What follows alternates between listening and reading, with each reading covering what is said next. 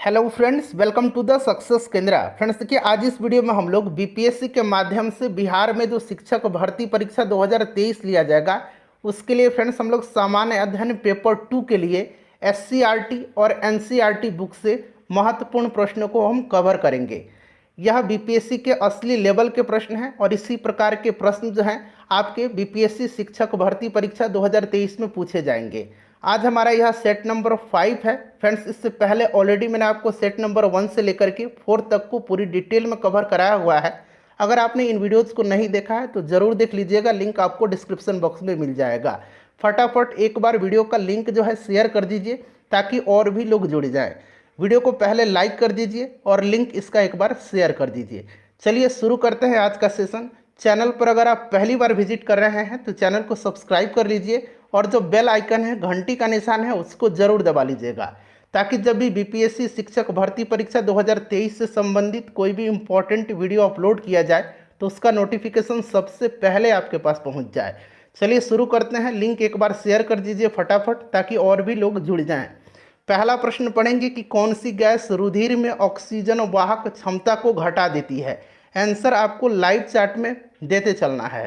5 से 7 सेकंड का समय मैं आपको दूंगा, उतने में आपको आंसर कमेंट में देकर के बता देना है। उसके बाद मैं आंसर आपको बता दूंगा। तो देखिए, कौन सी गैस जो है रुधिर में ऑक्सीजन वाहक क्षमता को घटा देती है, तो यह गैस जो है यह कार्बन मोनोऑक्साइड गैस है। कार्बन मोनोऑक्साइड गैस है, ठीक है।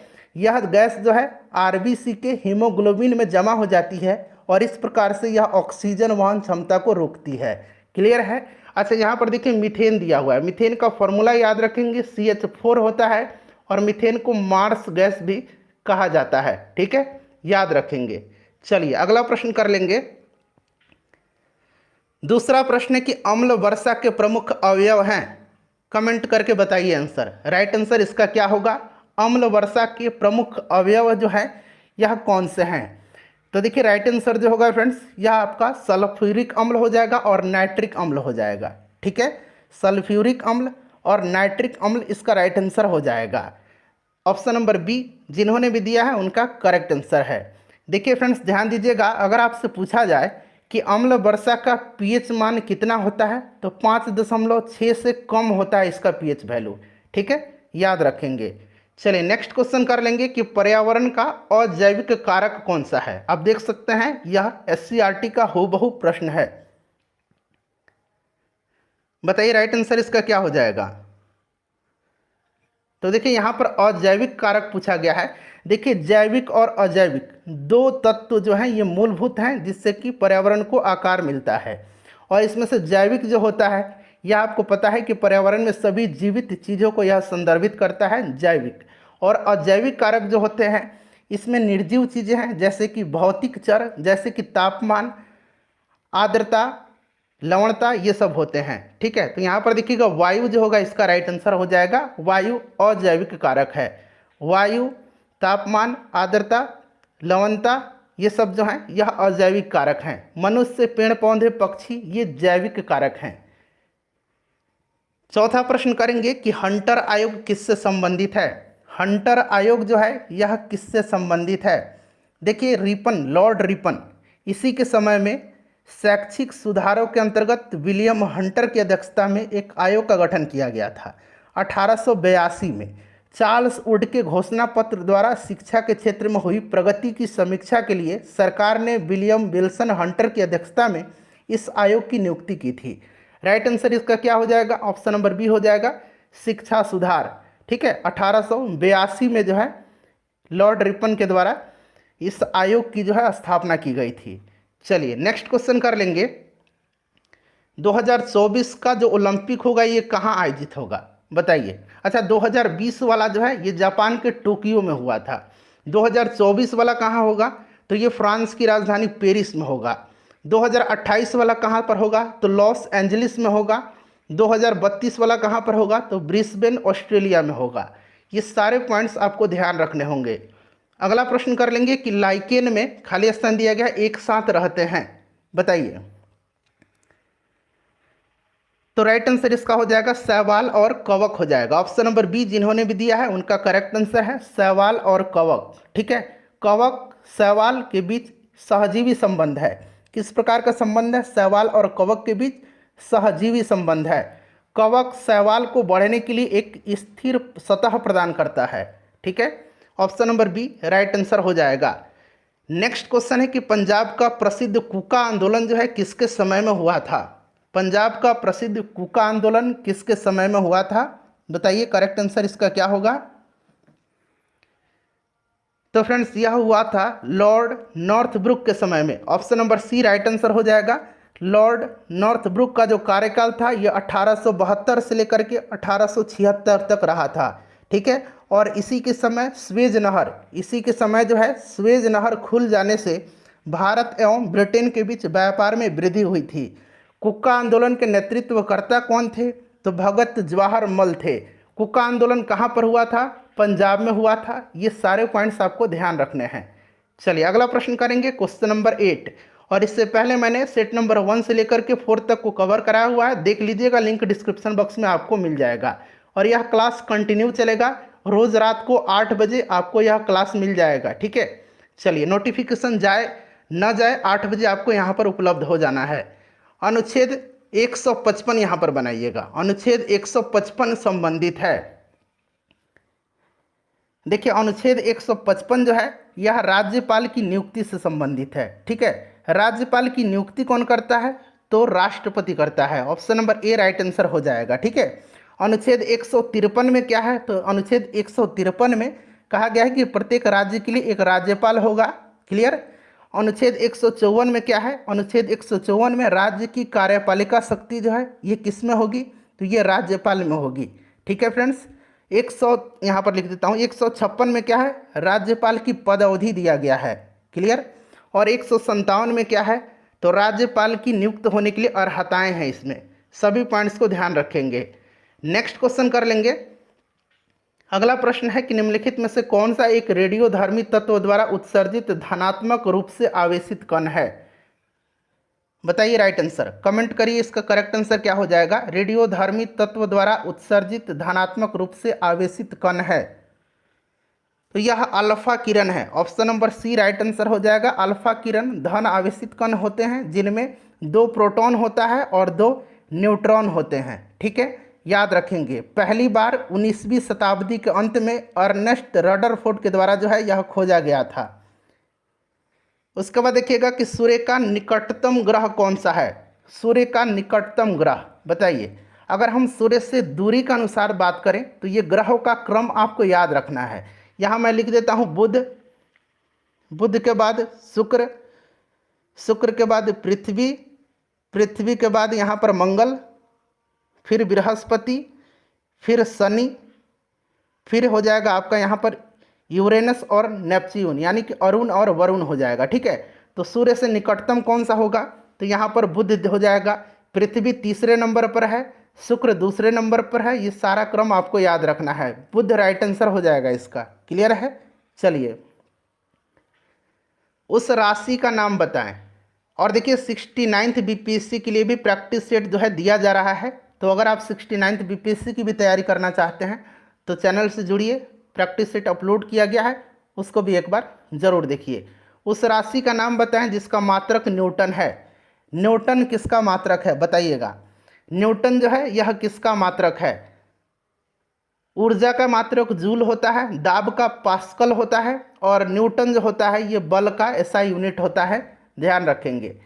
चलिए नेक्स्ट क्वेश्चन कर लेंगे कि मानव के कानों के लिए श्रव्यता प्रास कितनी है बताइएगा। तो फ्रेंड्स यह जो है 20 हर्ट्ज से लेकर के 20,000 हर्ट्ज या 20 किलो हर्ट्ज इसको कह लीजिए। 20,000 हर्ट्ज इक्वल टू होता है 20 किलो हर्ट्ज।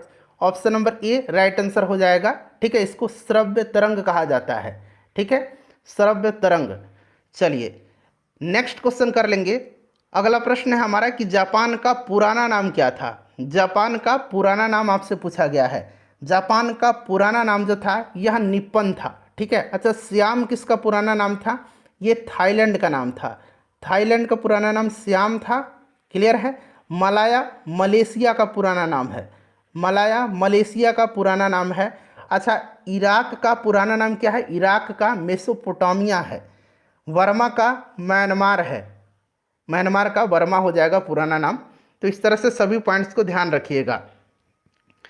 दिल्ली के लाल किले में मोती मस्जिद का निर्माण किसने करवाया? दिल्ली के लाल किले में पूछा जा रहा है। दिल्ली के लाल किले में मोती मस्जिद का निर्माण जो है यह औरंगजेब ने करवाया था। किसने करवाया था?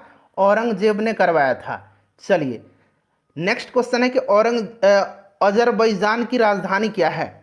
अजरबैजान की राजधानी जो है ये कहाँ पर है बताइएगा। अजरबैजान की राजधानी जो है ये कहाँ पर है? तो बाकू है। बाकू राइट आंसर हो जाएगा। अजरबैजान की राजधानी है, ध्यान रखेंगे, इंपॉर्टेंट है। अच्छा, यूक्रेन की राजधानी भी पूछा जाता है। ठीक है, आजकल यूक्रेन चर्चा में है। यूक्रेन की राजधानी कहाँ पर है? कीव है। ठीक है, कीव है। चलिए, और फिनलैंड की राजधानी कहाँ पर है? आप मुझे कमेंट करके अभी बताइए, फिनलैंड की राजधानी जो है ये कहाँ पर है? कमेंट करके बताइए। चलिए नेक्स्ट क्वेश्चन है हमारा कि बिहार सोशलिस्ट पार्टी के प्रथम महासचिव कौन थे?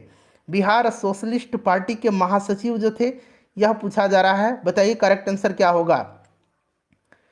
देखिए 1931 में बिहार सोशलिस्ट पार्टी का गठन हुआ था। 1931 में 1934 में जो है अंजुमन इस्लामिया हॉल में पटना में बिहार कांग्रेस सोशलिस्ट पार्टी का गठन हुआ था। 1934 में बिहार कांग्रेस सोशलिस्ट पार्टी का गठन हुआ था। बिहार सोशलिस्ट पार्टी का 1931 में हुआ था।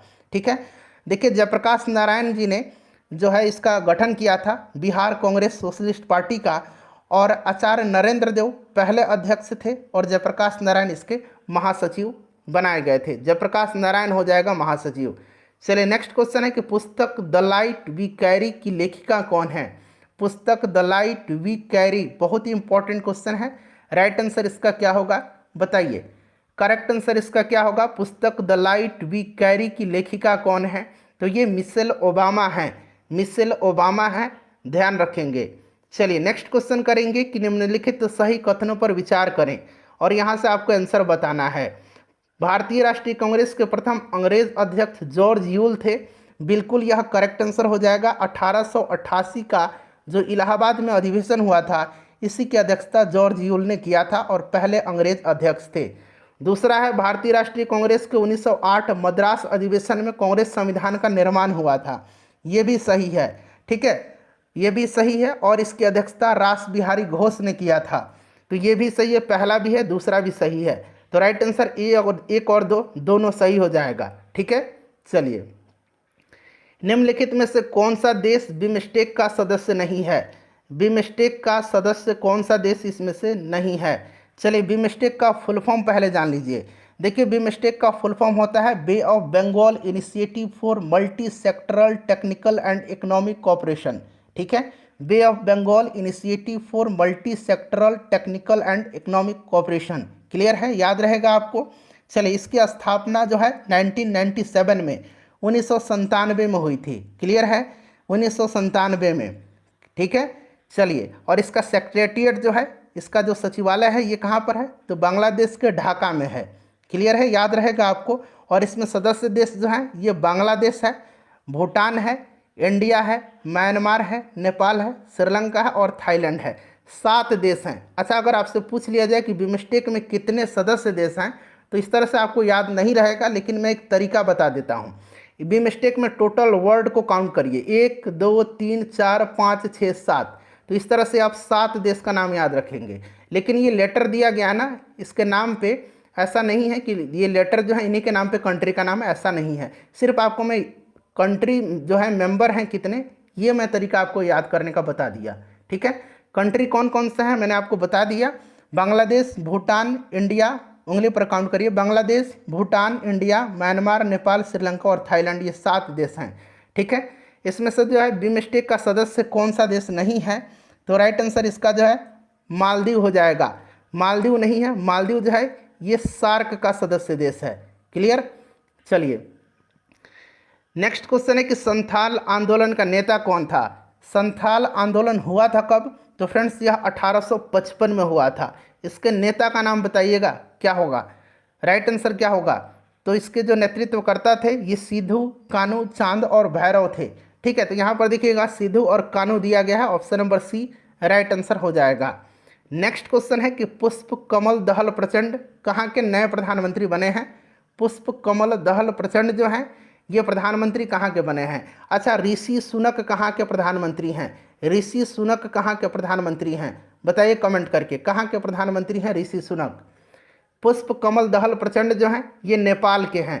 ठीक है, नेपाल के नए राष्ट्रपति भी बने हैं, इनका नाम है रामचंद्र पौडेल।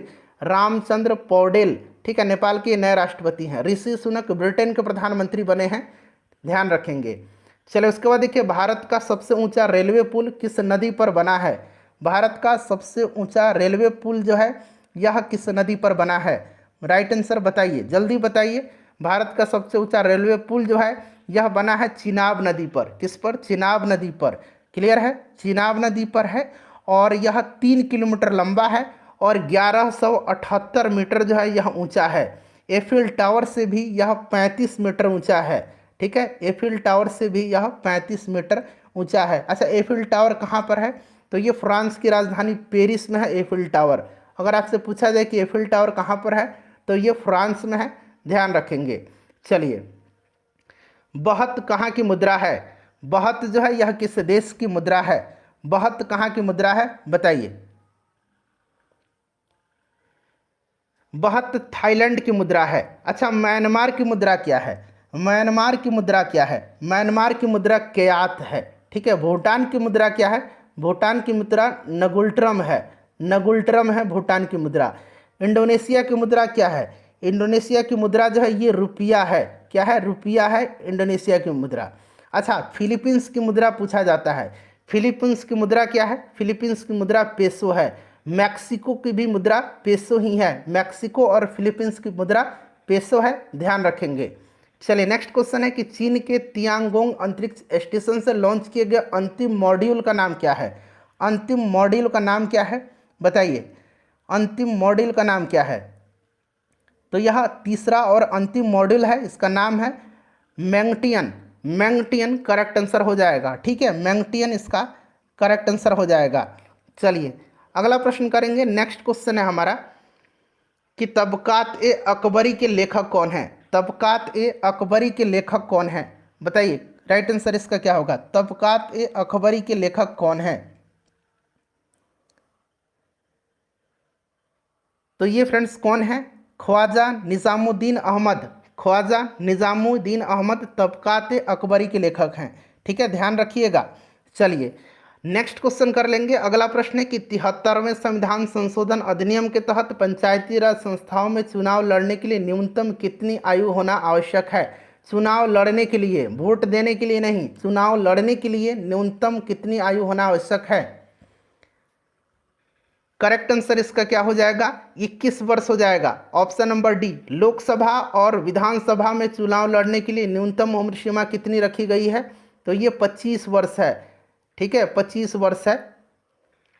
नेक्स्ट क्वेश्चन कर लेंगे कि भारतीय संविधान के किस अनुच्छेद में पंचायतों की वित्तीय सहायता अधिकार सुनिश्चित करने हेतु राज्य वित्त आयोग के गठन का प्रावधान मिलता है? राज्य वित्त आयोग का गठन जो है ये कौन करता है? तो फ्रेंड्स यह राज्यपाल करता है। ठीक है, भारतीय संविधान के अनुच्छेद 243 आई, अनुच्छेद 243 आई के अनुसार राज्य वित्त आयोग को राज्यपाल के द्वारा 5 वर्षों की अवधि के लिए नियुक्त किया जाता है। Option number C right answer हो जाएगा। नेक्स्ट क्वेश्चन हमारे कि बिहार विधानसभा में अनुसूचित जाति के लिए कितनी सीटें आरक्षित है? बिहार विधानसभा में अनुसूचित जाति और अनुसूचित जनजाति दोनों याद रखना है। अनुसूचित जाति के लिए कितना सीट आरक्षित है? तो 38 सीट आरक्षित है। अनुसूचित जनजाति के लिए कितना है? तो अनुसूचित जनजाति के लिए 2 सीट आरक्षित है। बिहार विधानसभा में टोटल अगर हम बात करें सीटों की संख्या कितनी है? तो 243 है। क्लियर। चलिए, हाल ही में सुर्खियों में रहा डोनी पोलो हवाई अड्डा कहाँ पर है? डोनी पोलो हवाई अड्डा जो है यह कहाँ पर है? हाल ही में यह सुर्खियों में रहा था डोनी पोलो हवाई अड्डा। यह जो है कहाँ पर है? तो यह अरुणाचल प्रदेश में है। पीएम मोदी जी ने इसका उद्घाटन किया था और यह अरुणाचल प्रदेश का यह पहला हवाई अड्डा है जो कि ग्रीनफील्ड हवाई अड्डा है। ठीक है, और यह अरुणाचल प्रदेश के ईटानगर में है। नेक्स्ट क्वेश्चन है हमारा कि 2026 में कॉमनवेल्थ गेम का आयोजन कहाँ पर जो है किया जाएगा? कहाँ पर 2026 में होगा?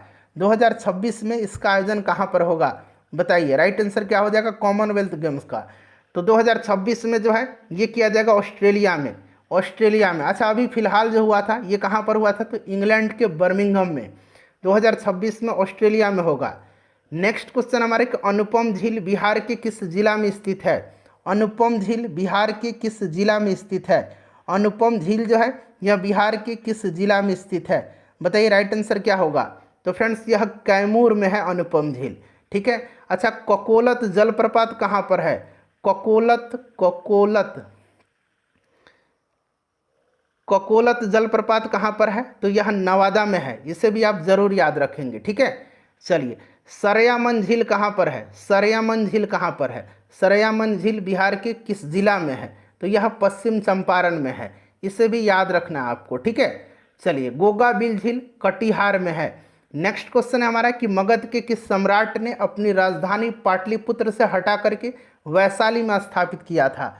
मगध का कौन सा सम्राट था जिसने अपनी राजधानी को पाटलिपुत्र से हटा करके वैशाली में स्थापित किया था? शासक का नाम बताइए। तो यह शासक जो था यह कौन था? यह शासक शिशुनाग था। शिशुनाग वंश का संस्थापक शिशुनाग था। इसी ने अपनी राजधानी को पाटलिपुत्र से हटा करके वैशाली किया। पुनः जब इसका उत्तराधिकारी कालाशोक हुआ तो कालाशोक राजधानी को फिर से वैशाली से पाटलिपुत्र ले गया। इसे भी आप ध्यान रखेंगे। चलिए, उसके बाद नेक्स्ट क्वेश्चन है कि everything we do comes from the heart विषय के साथ 2023 में कौन सा दिवस मनाया गया? कौन सा दिवस मनाया गया? तो यह दिवस जो है इसका नाम है, बताइए, विश्व रेड क्रॉस दिवस, जो कि कब मनाया जाता है? 8 मई के दिन मनाया जाता है। विश्व खाद्य सुरक्षा दिवस कब मनाया जाता है? प्रत्येक वर्ष 7 जून के दिन जो है विश्व खाद्य सुरक्षा दिवस मनाया जाता है। विश्व कैंसर दिवस कब मनाया जाता है? 4 फरवरी के दिन मनाया जाता है कैंसर दिवस। याद रखेंगे इसको। ठीक है। चलिए, भारतीय सर्वेक्षण विभाग कहाँ पर स्थित है? भारतीय सर्वेक्षण विभाग जो है यह कहाँ पर है? सर्वेक्षण विभाग का मुख्यालय जो है ये कहाँ पर है? सर्वेक्षण विभाग का मुख्यालय उत्तराखंड में है, देहरादून में। देहरादून इसका राइट आंसर हो जाएगा। ठीक है, देहरादून करेक्ट आंसर इसका हो जाएगा।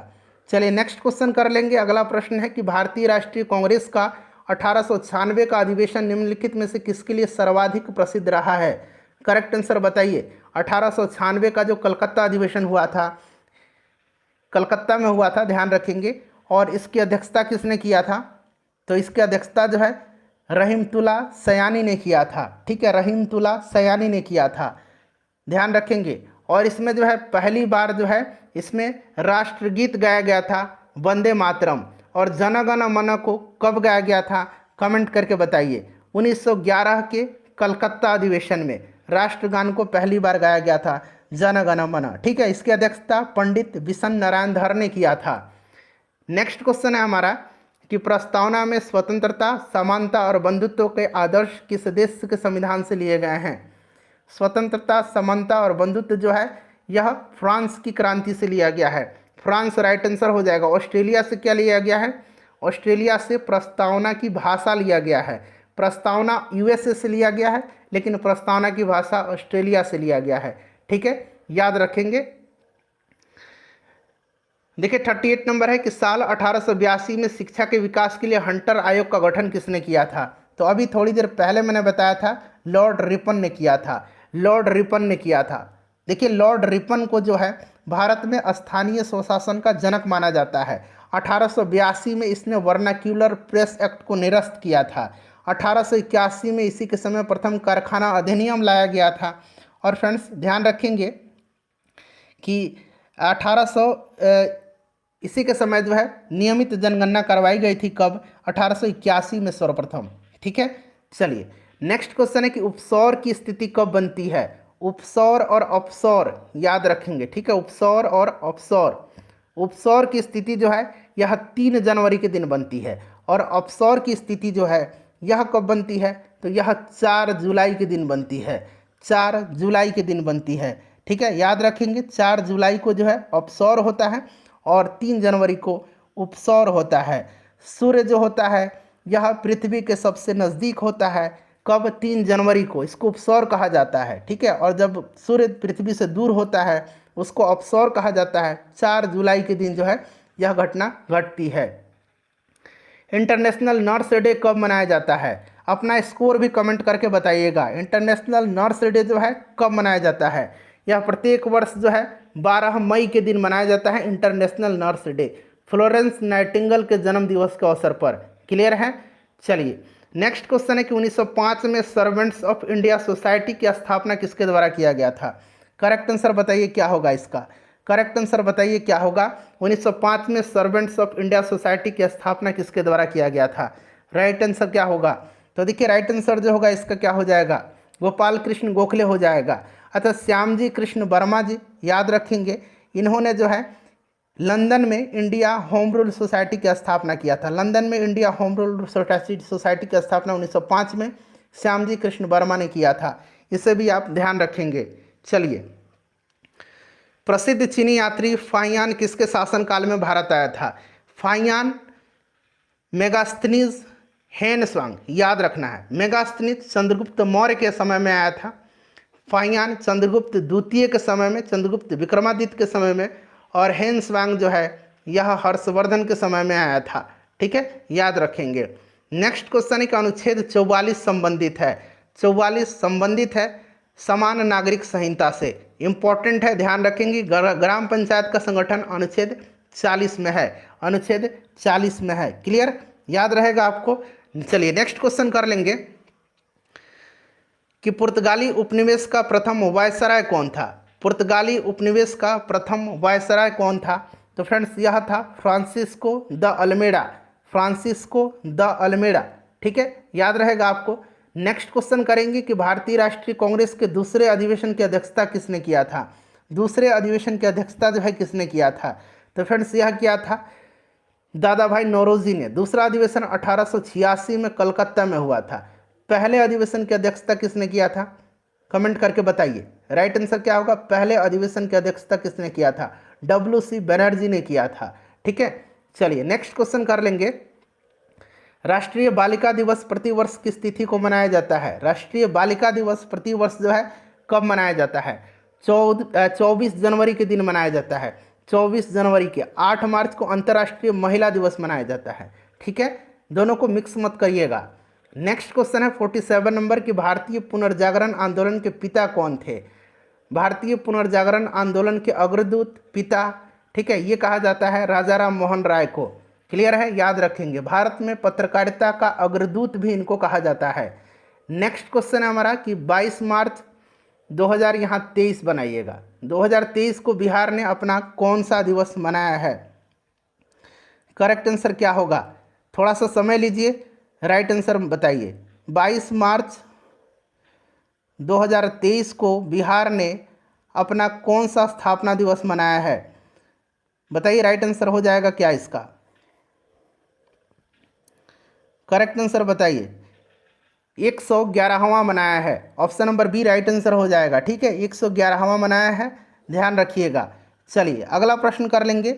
नेक्स्ट क्वेश्चन है हमारा 49 नंबर की पुस्तक poverty and un British rule in India किसने लिखी है?